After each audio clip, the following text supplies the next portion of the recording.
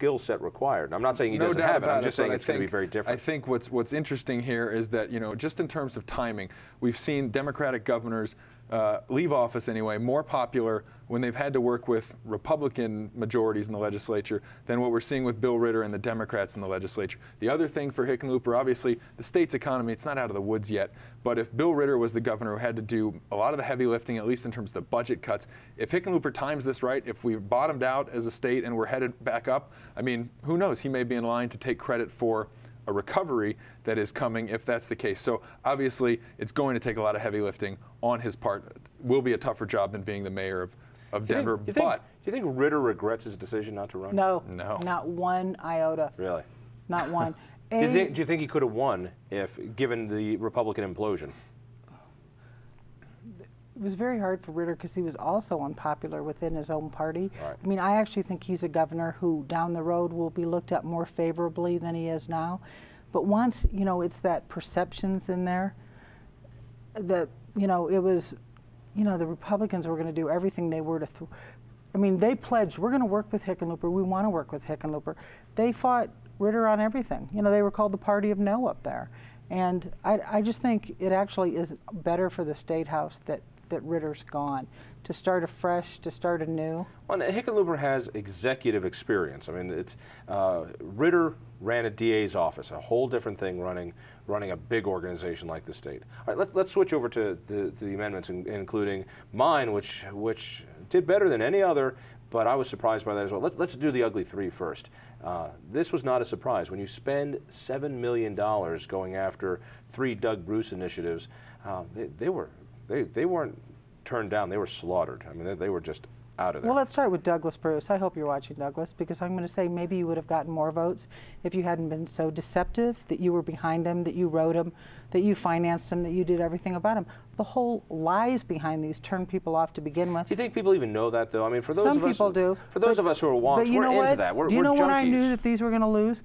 When I was at a Tancredo event at a Republican breakfast in Douglas County, when the sheriff got up and spoke and said, look, you know, if you have to vote for these, fine, but I want you to realize what they're going to do. And he talked about how much the sheriff's office would lose if Proposition 101 were to pass. And I think when you could turn that on a local level, I mean, the schools did a very good job of telling parents, this is what's going to happen.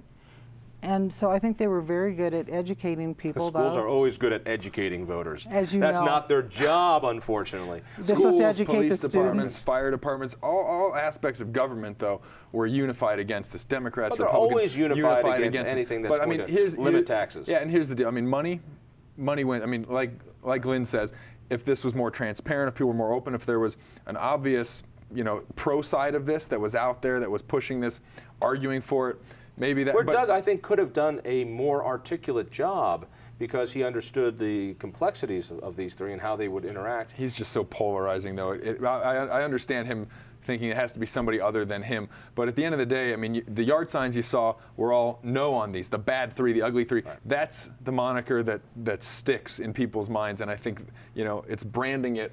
It's branding. Again, the candidates brand themselves. These were branded as something bad, something ugly, and that stuck, and that's why they all went down by about 3 to 1. I think 63, the Healthcare Choice Initiative, the one that I wrote, yes, I wrote it, our polling showed that we were doing very well when asked that question. I thought you would have won. I was surprised on yours. I was surprised. Well, I was heartbroken and here's crying. the thing. Did you see that? I've been playing Russian roulette all morning, and sadly I won. Let me provide the gun there.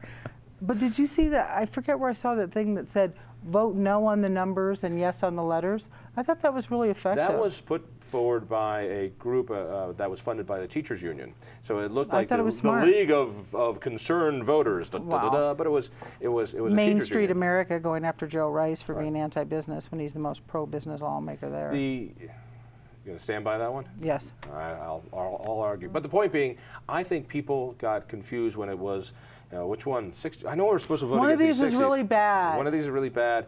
I'm convinced if 63, the Healthcare Choice Initiative, had the number 73 instead, I think we would have won. Yeah, you're all bunched together. Because even, remember the gubernatorial debates? Yeah. When both Mace and Tancredo would say, which is it 60 or is it 61? I'm against Which two, one? but for I can't this one, remember and they'd switch. Yeah, it was a mess. So even they didn't know. Yeah, and when I've talked to reporters who get confused about these, so won't worry, we'll be back to fight another day. The personhood amendment, I thought would have done a little better this year than it did 2 years ago, given the conservative wave going on. It didn't. I think it did a little worse, in fact. Well, because Republicans rejected it before. I mean, it wasn't like, wow, if it weren't for that Democratic wave, this would have passed. Bob Schaefer 2 years ago opposed it. The Catholic bishops opposed it. I mean, their concerns when you have really poorly written crap like this, it ends up going to court, and it could make the situation worse for us. And, you know, I mean, I don't know. I agree. I mean, I think it's just, you know, this kind of stuff, the conservative wave that was expected, was seen earlier this year. This wasn't about social issues. This was the Tea Party, the grassroots. This is about fiscal stuff. This is about less spending, smaller government.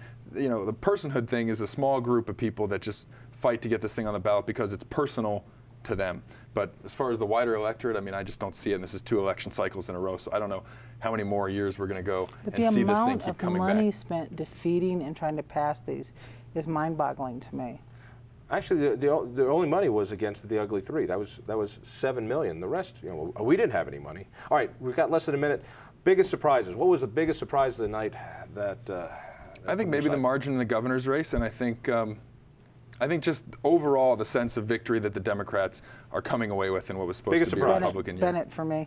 Yeah, I've got to agree. That one just still blows my mind. Having cute daughters pays Helps. off. This might help you down the road. I got a shot. I've got a shot. All right, Lynn, thank you. Eli, thank you, and thank you. Listen for me late nights on 850 KOA. Check out our webpage at independenceinstitute.org. And please, whatever you do, tell a friend about Devil's Advocate, and we'll see you next week. Have a lot of fun. Congratulations, Hick. Congratulations, Bennett. Poor me. Best election.